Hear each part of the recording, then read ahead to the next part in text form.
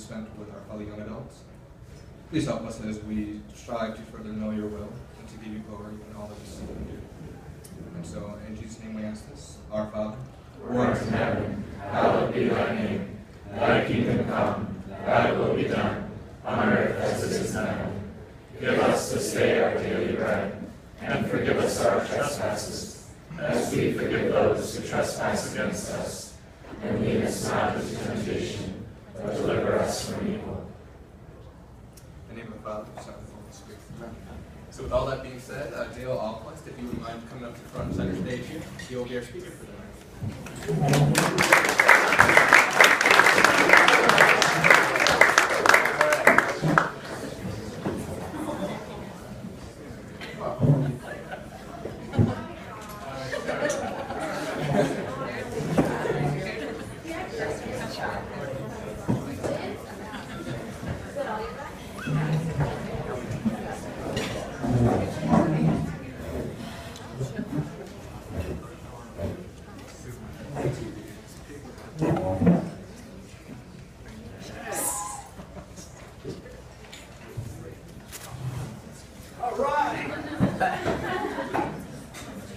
Thank you very much for inviting me to this evening. I have spoken at some other theology on taps around the country, around the state, and always been a little weary of coming back because the last time I was asked to speak on feminism, and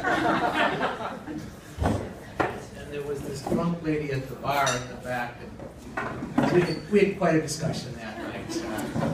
I think it was entertaining for everybody, except for me. I am the first immoralist. One day, my name will be associated with the memory of something tremendous, a crisis without equal on earth, the most profound collision of conscience, a decision that was conjured up against everything that had been believed, demanded, hallowed so far. I am no man, I am dynamite. My truth is terrible, for no one so far has called lies truth. I was the first to discover truth. The concept of sin was invented as a form of torture.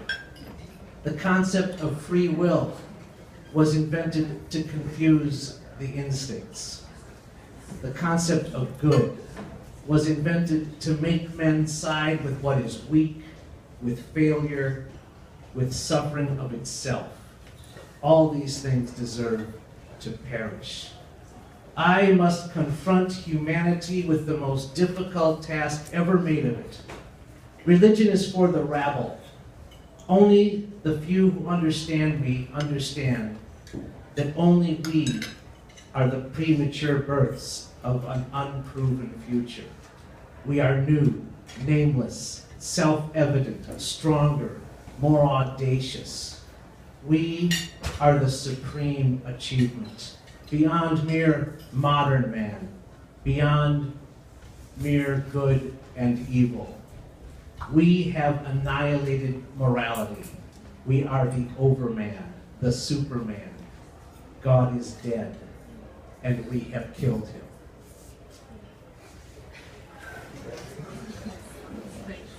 Everybody happy so far?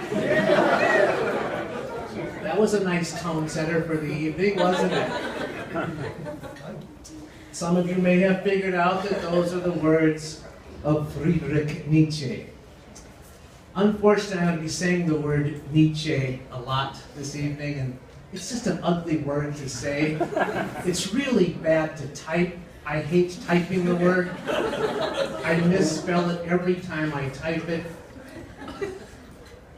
And I had to type it a lot here. But you know those words. God is dead, beyond good and evil. Those catchy phrases have been swallowed whole by a whole generation of so-called intellectuals. In fact, several generations. They've been swallowed whole really ever since they were first uttered at the end of the 19th century by this this madman who unfortunately turned out to be the most influential philosopher of the modern world. But he himself was influenced by another philosophy. And he got most of his ideas from that philosophy. The idea that only the strongest survive, that the weak are expendable, the idea of endless progress, the notion that humanity has not only progressed to this point, but will progress beyond it. These are all concepts that Nietzsche took from Charles Darwin. And Nietzsche didn't know anything about science, but it doesn't matter because Darwinism was a philosophy by that time. And it was the philosophy that he embraced. Nietzsche believed that humans are evolving into a higher life form that will be beyond human. And he claimed that we have already progressed beyond humanity as it once was, because what it once was religious. And we no longer need religion. God is dead, he says. God is extinct. And one of God's functions was to provide a moral basis for our society. And therefore, morality is also extinct. We have moved beyond good and evil. So, contrast that philosophy with the philosophy of the man who said, science must not dictate any philosophy any more than the telephone should tell us what to say. G.K. Chesterton. Did you think I wasn't going to bring up G.K. Chesterton? We're going to make a little contrast between the two tonight and have a little dialogue between the two of them. The first thing to know is that Nietzsche is taken very seriously, especially in the academic and intellectual world, and he should not be. Chesterton is not taken seriously, and he should be. Nietzsche sounds very serious, but he's actually ridiculous. Chesterton sounds funny, but what he says is actually quite serious, because it is possible to be funny and serious at the same time. Chesterton says, the opposite of funny is not serious. The opposite of funny is not funny. Nietzsche is not funny.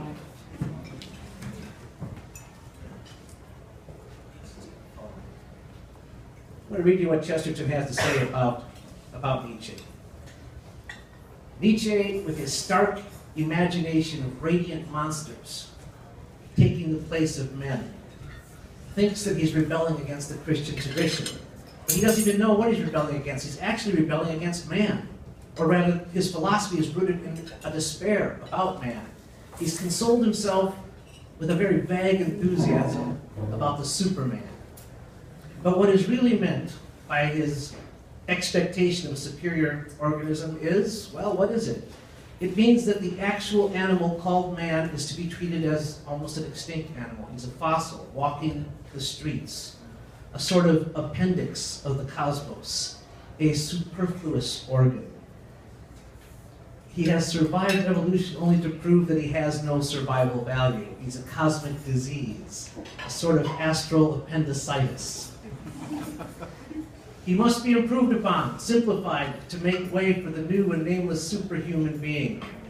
But what does this superhuman being look like? Certainly, a man is not a complete man without a nose. But for all anybody knows about the Superman may be better without a nose. Noses may be nests for germs. The noise of blowing the nose might disturb somebody. Might disturb the nervous organism that strong man of the future needs to be master of us all. Chesterton says the modern philosopher is not trying to get rid of the troubles of man. He's trying to get rid of man because they are the troubles of philosophers. Chesterton also points out something about Nietzsche that all the other intellectuals and scholars about Nietzsche always neglect or completely overlook. It's the fact that Nietzsche was an aristocrat. It explains why he had such contempt for the common man. Aristocracy is not a system, it's an accident. It's what happens when a small group of people have too much money, which prevents them from doing any honest work. Aristocracy is a rebellion of the rich against the poor. And this elite group of people have the mistaken notion that their money and power automatically includes good ideas. Nietzsche admired the strong and despised the weak, but ironically, he was not the sort of man that he praised. He was a weak man. He was, says Chesterton, a frail, fastidious, and entirely useless anarchist. His whole work was shot through with the pangs and fevers of his own physical deformities. And yet he had a curious hatred of the weak, which extended to all humanity. And he's the one who said we need the overman and the superman, who said man is a thing that must be surpassed. Chesterton says there's a basic fallacy in that whole idea, because unless you have a permanent standard of good, how do you know when man has been surpassed? Nietzsche says, I am going to do what has never been done before. I am going to contradict as no one has ever contradicted before. I am going to invert all values. I am going to free everyone from the straitjacket of morality. Chesterton says, this is the love of the untried. And the love of the untried is truly the love of nothing. And he also points out that the man who breaks all the rules does not become free, he becomes a slave to his own immorality. Nietzsche says, nihilism, some say nihilism, okay? I'm saying nihilism. Unless I'm standing over here when I say nihilism, okay? Nietzsche says, nihilism is standing at the door. The triumph of nihilism is inevitable. The highest values have lost their value, and morals have lost their purpose, and the past must be broken up. Chesterton says this is another logical fallacy. Nihilists, as their name implies, have nothing to revolt about. Because it's just about nothingness. It's about the destruction of everything. So what can they possibly be revolting against? Nietzsche says, in all the ages, the wisest have always agreed in their judgment of life. It is no good. Chesterton says, every high civilization decays by forgetting the obvious things. In our generation, in a dirty, pessimistic period, we have blasphemously underrated the beauty of life and cravenly overrated its dangers. Nietzsche says, your life is intolerable without immorality. Why should your life not be intolerable? You say a good cause justifies any war, but I say a good war justifies any cause. One must have chaos within, that one may give birth to a dancing star. Does anybody know what that means?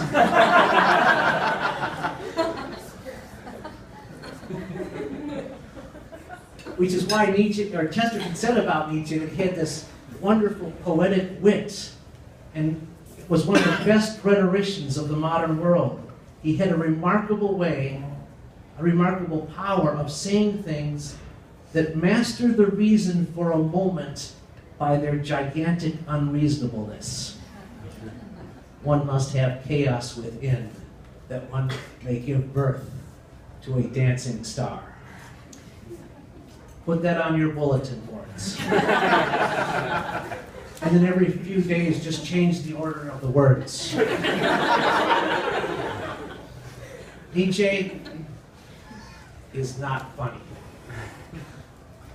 But his language is striking and seductive, but his tone is always scornful. He could not sneer. He could sneer, but he could not laugh. And his followers are actually much the same. Chesterton says, no one has ever met a jolly Nietzscheite. And it's strange that Nietzsche preached a gospel of hardness. Now, why is that strange? Well, Chesterton points out to preach anything is to give it away. It's an altruistic act to preach it. Why should Nietzsche even care that we should learn that the strong will prevail over the weak? It's inevitable since there's no free will. Why should he care that there's going to be an inversion of values? It's going to happen anyway. Why does it matter that it happens sooner rather than later? It's part of his natural process. What's the advantage of knowing it? Maybe it bothered Nietzsche that he wasn't getting his message across, which is why he preached it. Maybe it bothered him that it didn't matter one way or the other whether he preached it or not. Maybe it bothered him that God was dead. Or maybe it bothered him that he was the only one who knew that God was dead. And that everybody else seemed to keep suffering under the God delusion and kept behaving as if good and evil were good categories to work with. Something bothered him because he went mad. He spent the last 11 years of his life in an insane asylum. He died in 1900, the very year that Chesterton began his writing career. The question is asked, why did Nietzsche go mad? Some say he went mad as a result of getting syphilis, and that it really wasn't his fault that this disease just ate up his brain. Well, what they leave out of that story is how he got syphilis. He purposely infected himself. He intentionally visited a prostitute that he knew had syphilis. And it was actually his first sexual experience.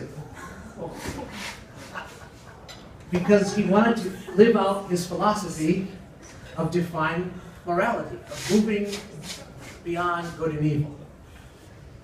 Now, visiting a prostitute under any circumstances does not represent clear thinking.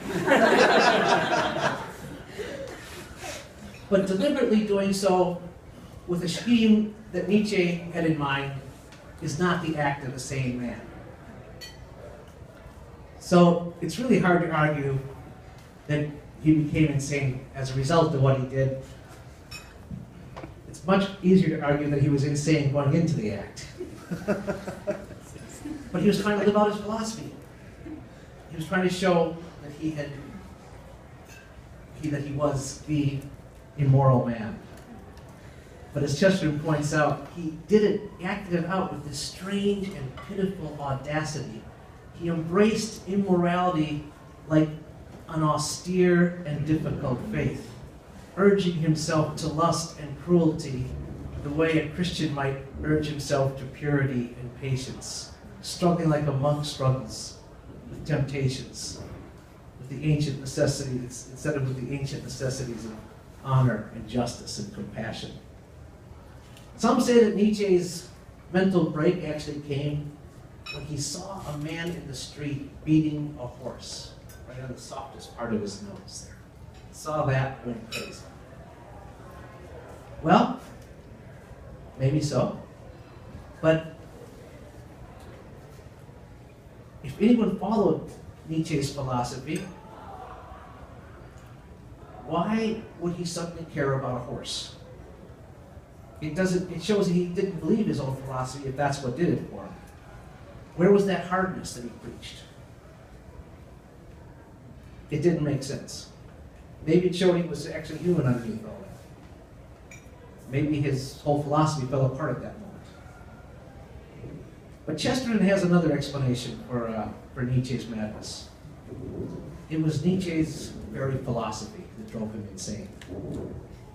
Because anyone who follows such a philosophy to its logical conclusions will end up where Nietzsche ended up, in the madhouse. In fact, this is one of the main points of Chesterton's book, Orthodoxy, where he talks about how he discovered Christianity and how he did it not by studying what the Christians defended as the faith. He studied what all the people who were against the church said. He studied all the non-Christian philosophies.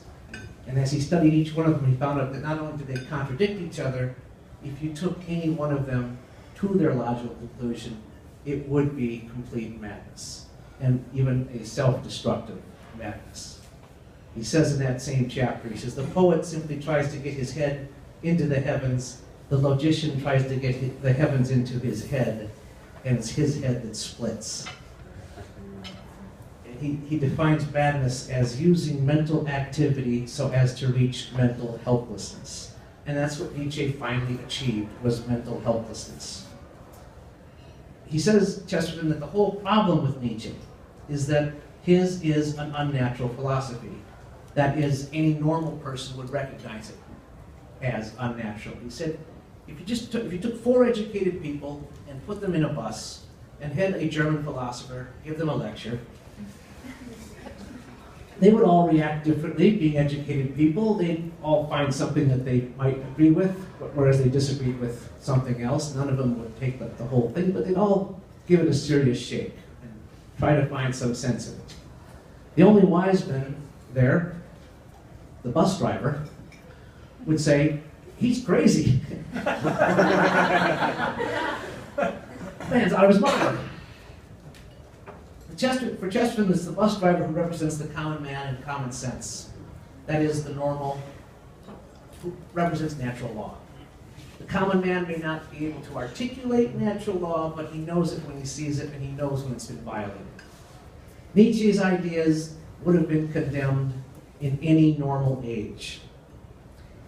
And they probably would have been dismissed even before they were condemned.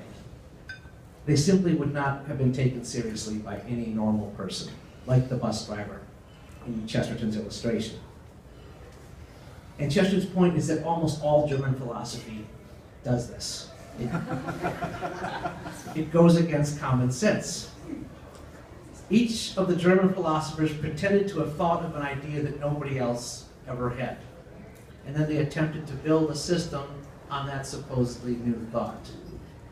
And if you follow the history of German philosophy backwards, go back from Nietzsche, you get Marx in there, you get Schopenhauer, you get Hegel, you get Kant.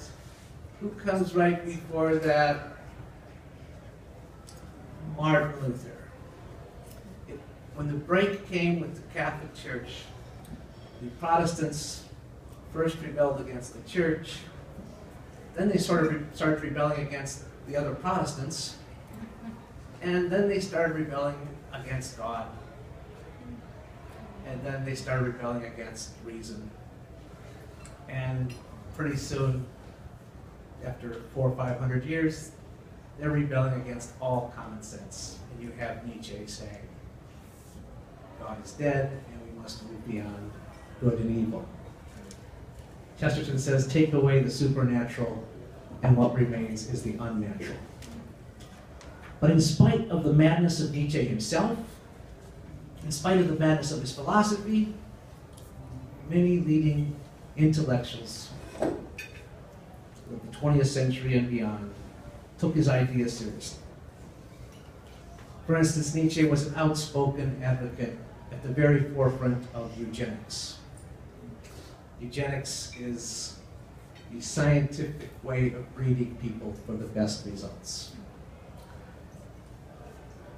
Nietzsche was one who advocated that undesirables should be sterilized, that marriage should take place only under medical supervision, and that in his words, many people must be sacrificed in order to save mankind.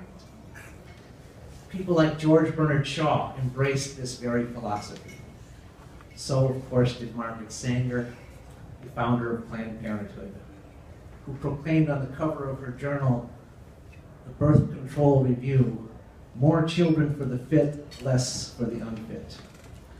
She was a member of the American Eugenics Society, and her representatives visited with another group of eugenicists, a group that Chesterton saw forming.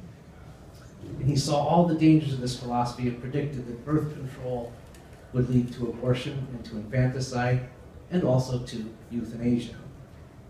He prophetically said that we would begin to murder people not because they were just a nuisance to themselves, but because they're a nuisance to us.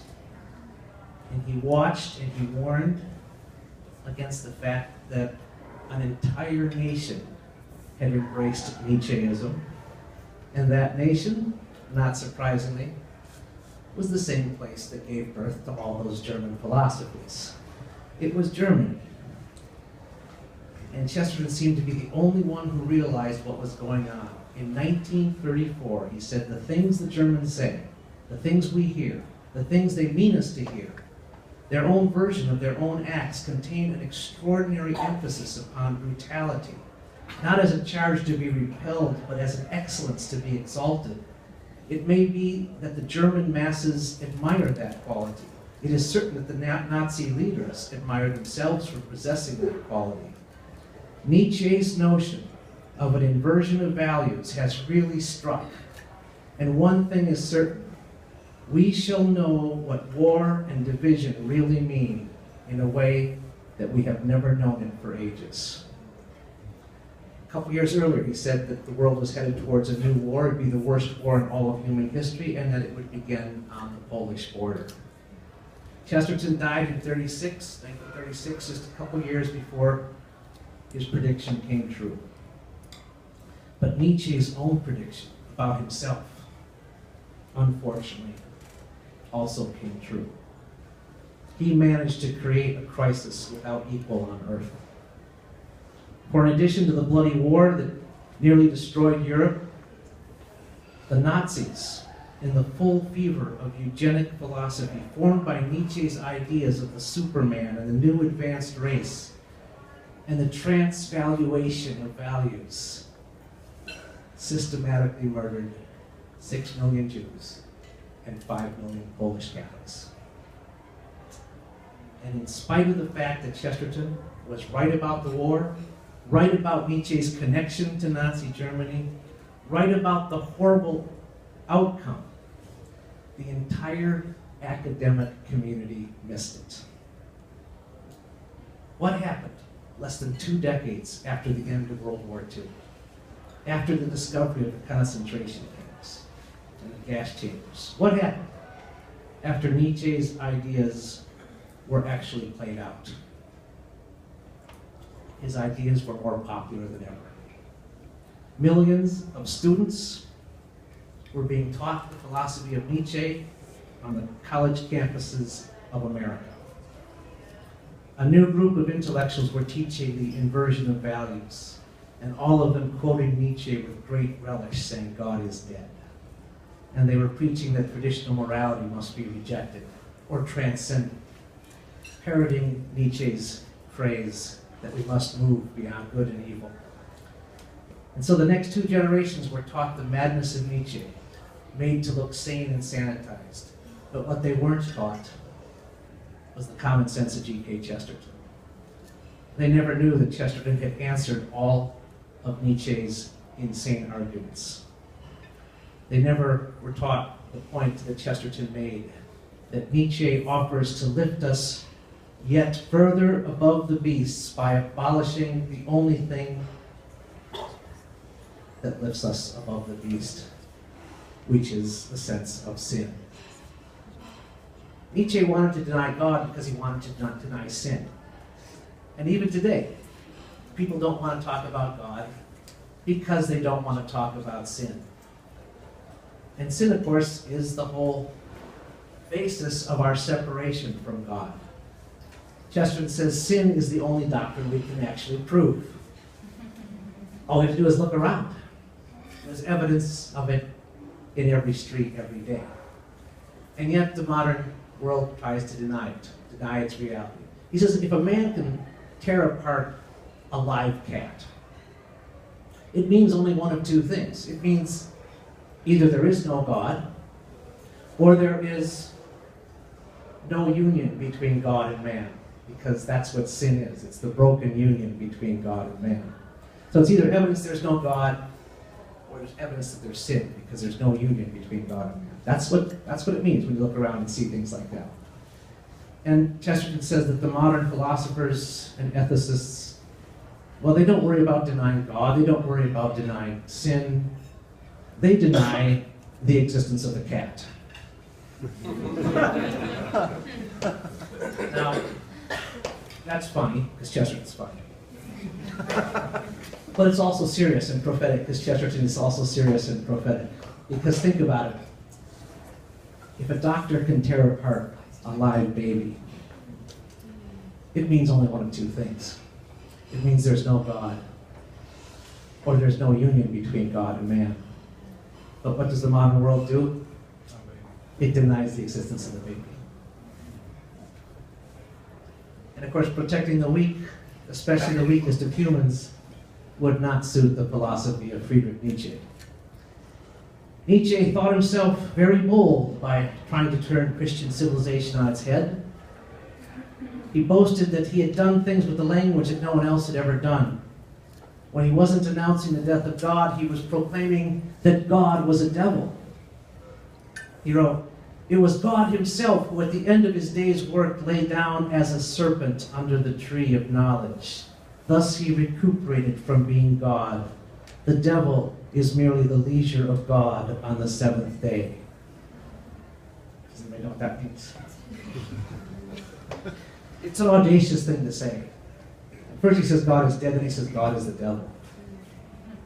But Nietzsche meant it to be audacious. But G.K. Chesterton used imagery that actually matched Nietzsche's audacity in ways that Nietzsche himself could never have imagined. But Chesterton used his audacity not to attack Christianity, but to defend it, and to make us look at it as something new, and something daring, and something strange. Chesterton writes, "Christianity is the only religion on earth that has felt that omnipotence made God incomplete. Christianity alone has felt that God, to be holy God, must have been a rebel as well as a king. Alone of all creeds, Christianity has added courage to the virtues of the Creator.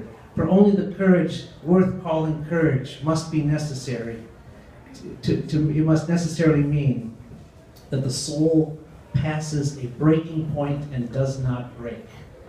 In this, indeed, I approach the matter more dark and more awful than it's easy to discuss, and I apologize in advance if any of my phrases fall wrong or seem irreverent in touching a matter which the greatest of saints and thinkers have justly feared to approach. But in that terrific tale of the Passion, there's a distinct emotional suggestion that the author of all things, in some unthinkable way, went not only through agony, but through doubt. In the Garden of Eden, Satan tempted man, but in the Garden of Gethsemane, God tempted God. He passed in some superhuman manner through our human horror of pessimism. When the world shook and the sun was wiped out of heaven, it was at the cry from the cross, the cry, which confessed that God was forsaken of God. And now, let the revolutionists choose a creed from all the creeds, and a God from all the gods of the world. They will not find another God who has himself been in revolt. Nay, the matter grows too difficult for human speech, but let the atheists themselves choose a God, and they will find only one divinity who ever uttered their isolation, only one religion in which God seemed for an instant to be an atheist. Chesterton out Nietzsche's Nietzsche. Nietzsche, for all his originality and poetic blasphemy, could not even come close to the boldness and the beauty of Chesterton's lines when he picks up the gauntlet thrown down by all the German philosophers and casts it back in their faces, turning their own words inside out. Let the atheists choose a God. They will find no religion other than Christianity that sympathizes with their own doubts. They will find no other religion than Christianity that turns everything upside down, where God himself is a rebel. Chesterton says, if there were no God, there would be no atheists. But every once in a while, the atheists have their day. They announce again that God is dead, even though Christianity announced it long before they did.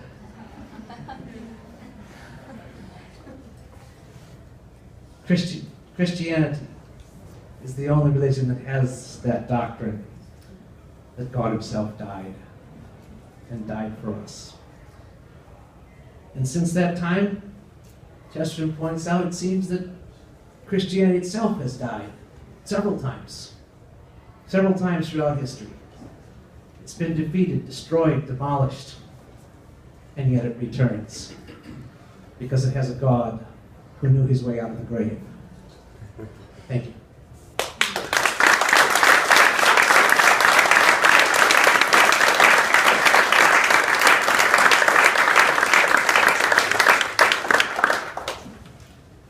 Well, I'd be happy to take some questions. Oh, perfect. Glad I don't have to drink from my microphone. All right. Is there a question? Oh, I was just telling you we have time for questions. Oh, well, we had... Yes. Hi. Hi. So I'm listening to you speak and I'm thinking, this makes so much sense. And I've read Chesterton and that does not make any sense. So I'm wondering if you know of any blogs, because who has time to read these days, that... Yeah, because you don't read blogs. Right? Who sort of speak to this philosophy and that are true to orthodoxy? I don't read blogs. Oh, okay. I know that you don't read books, but I'll still recommend that you buy some in the back of the room. Because if you have trouble reading Chesterton, the main reason that I wrote my books is to make Chesterton more accessible so that you can understand. Right. So you should get a blog.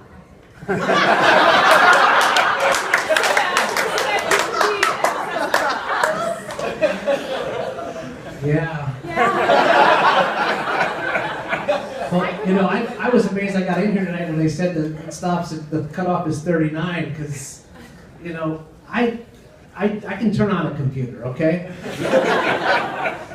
But I'm still trying to perfect that technology that was developed in 1450, the printing press. And once I master that, I'm going to try to move on to some other stuff. But truly, my books, you can actually get them as Kindred. Kittles and bits. Okay. Yes.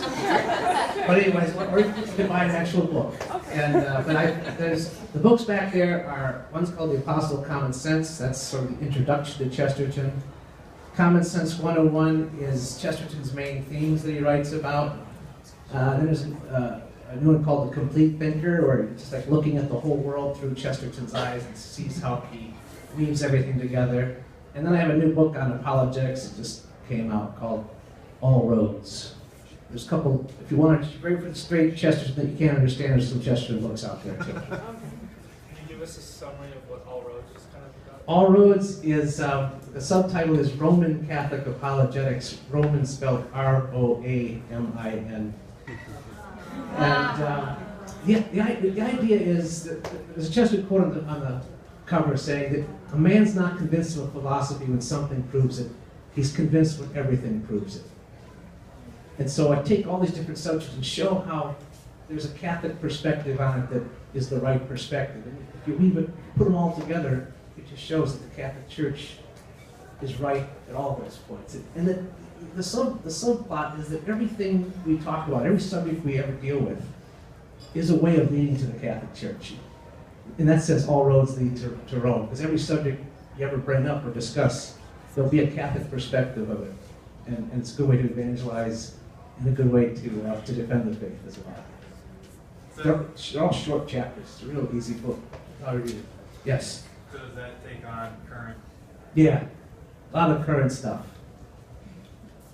Yes? Okay, so you kind of mentioned how Nietzsche died right before 1900, which was when G.K. Chesterton started writing. Now, so what was it about, maybe you can just situate the writings of Nietzsche, like historically a little more, because, I mean, obviously it all sounds ridiculous, but what was it that led people to kind of latch onto this and accept it? So that, I mean, gradually, I mean, it was, you know, still about 40 years, you know, until like Nazism, et cetera, et cetera. But I mean, that's like a time when obviously people had to be saying, oh, this sounds nice.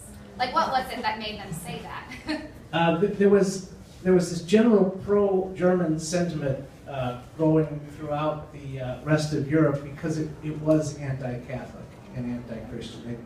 They were anxious to run to it because it seemed new and freeing, and they wanted to throw off the shackles of Catholic/Christian morality. And Nietzsche seemed to be providing the way to do that. And of course, they were only getting bits and pieces of it in other languages at that point. Whereas, you know, the Germans were pretty well versed in Nietzsche very early, but the English-speaking world was, you know, only getting a few selected passages. Yes. And then, okay, go off of that. So then what was happening in the church at that time that would kind of start this whole, let's get away from the church, shackles, etc.? Well, it's really when the Protestant world is really falling apart at this point. They're starting, all the worldly philosophies are sinking into the Protestant churches. So they're starting to accept divorce and contraception, and you know, one by one they're falling that way, led by the Anglican Church generally. And so the Catholic Church is suddenly finding itself where it used to have some allies among the Christian churches, stop having that. At the same time, what's interesting is there's a big growth in conversion at this point. This is when Chesterton himself becomes a Catholic. And I'm sure that one of the reasons that a lot of these intellectuals became Catholics is because they saw the churches that they belonged to caving into the world. Was there a question over here, or was that someone stretching? Probably stretching. Okay. Yes? So Chesterton, in his critique of Nietzsche, I mentioned he had a problem with the favoring of the strong over the weak and unshackling them. And I'm wondering how that plays into his critiques of capitalism. And if you could talk a little more about distributism and how you think that might apply in our kind of hyper-capitalistic society. Like whether there's a public policy you advocate or it's simple things people can do in their everyday lives. Okay, sure.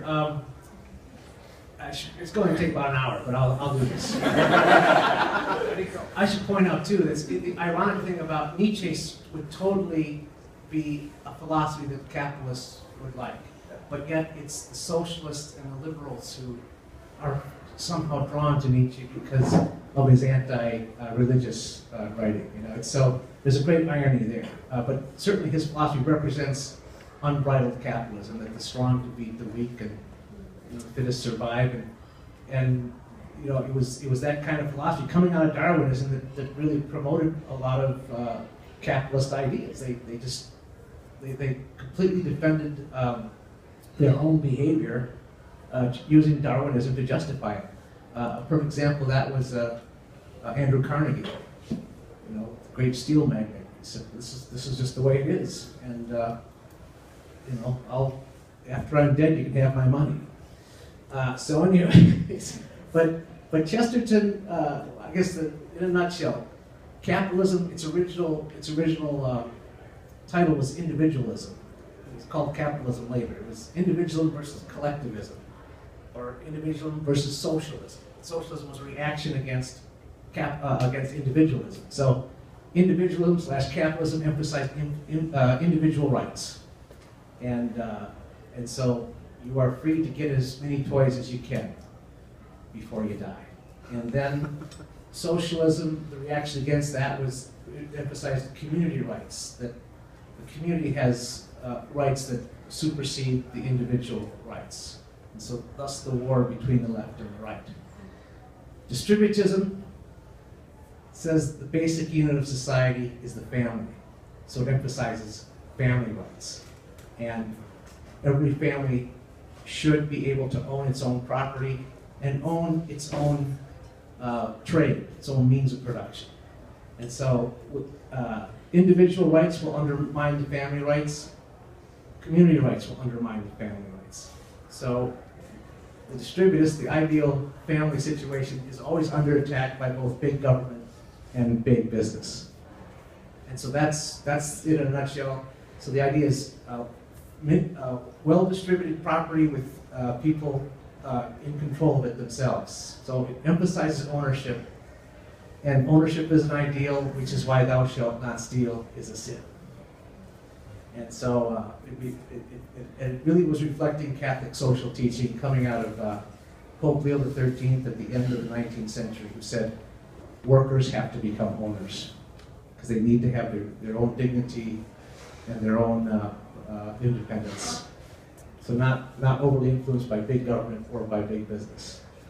And so we're seeing a lot of people starting to look at this again because they're seeing the failures of both one and the other. The main problem being that we don't have one or the other, we have both at once. We have big government and big business, both of which seem to undermine the family. There's a chapter about distributors in each of my books. So take it from a different angle. So it really is something that needs to be looked at, especially among Catholics, especially among young Catholics, because it represents Catholic social teaching in its truest form. Yes? You talk about a line of philosophers, German philosophers. Was there anyone after Nietzsche continuing that? I would say after you have Germany breaking apart as a result of the two wars, and really they all came to America. That's the great irony. Chesterton warned about this Prussian then Nazi philosophy destroying Europe, but we beat Germany in both those wars. Ironically, the philosophers all fled and they came to America, and so they won by taking over the American universities. And at that point, it's just you can say a few names, but none of them have the same jazz that Nietzsche does. I guess one exception would be the guy who coined the term the sexual revolution. Anybody know his name? Walter, or was it Bruce? But anyways, if I think of it, I'll just throw it out. All right.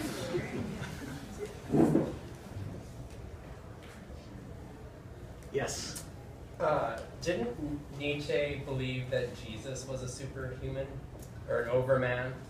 And in what way does Chesterton, does he agree or disagree with that? Well, I don't know specifically if how Nietzsche refers to Jesus in that sense, but other people have using Nietzsche. Chesterton's reaction was, well, yeah, in that sense Superman has already come among us. Yes, the Overman has come in that sense, the perfect man. But he was God, and it's obviously going to represent a much different theology than Nietzsche's, because this is God in the flesh, who's bringing us into communion with God, not to make us a higher evolved species ourselves, but to reconcile us with the God with whom we've been separated. But it wouldn't be surprised me if it was one of the Nietzsche's tempting little images to be more outrageous.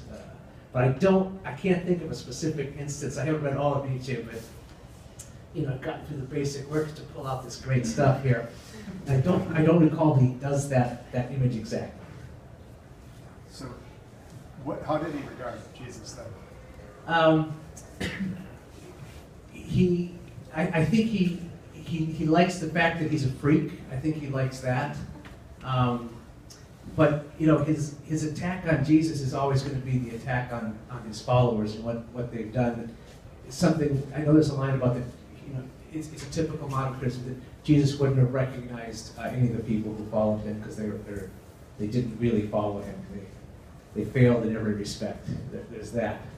And of course, the Catholic Church teaches the same thing.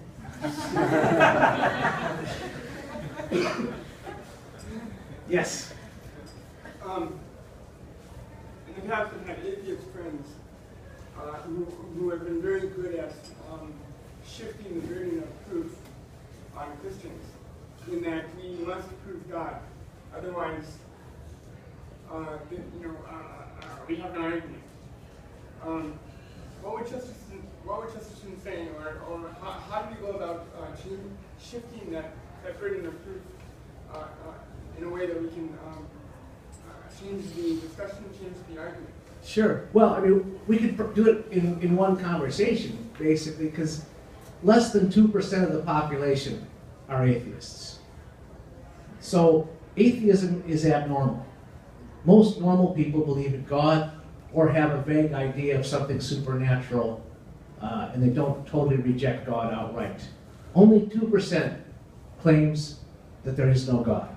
So they have already put themselves in the position of being abnormal. So they're the ones who really have the burden of proof to show there is no God.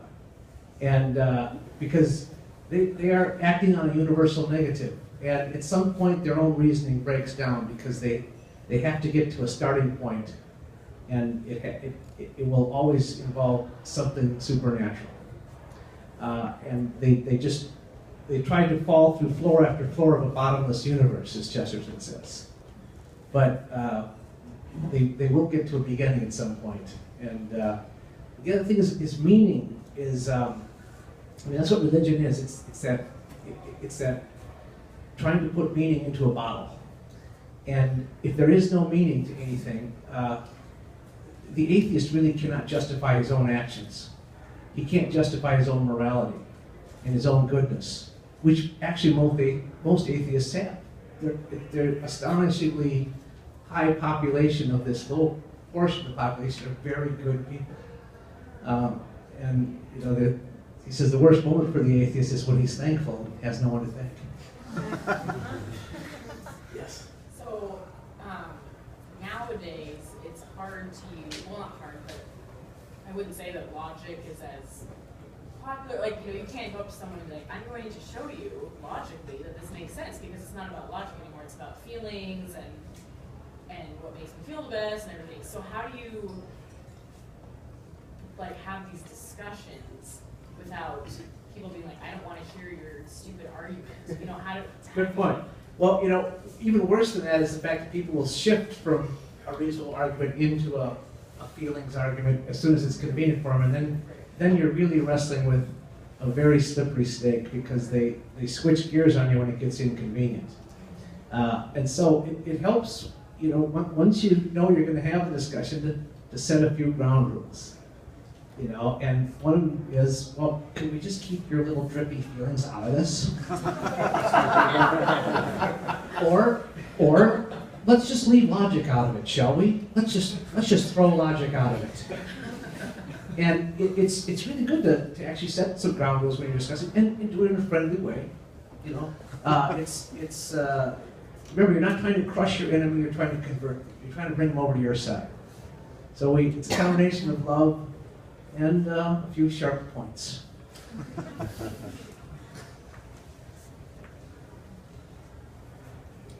Anything else here? Well, good. I take cash, check, or credit card. All right. God bless you. Thank you very much.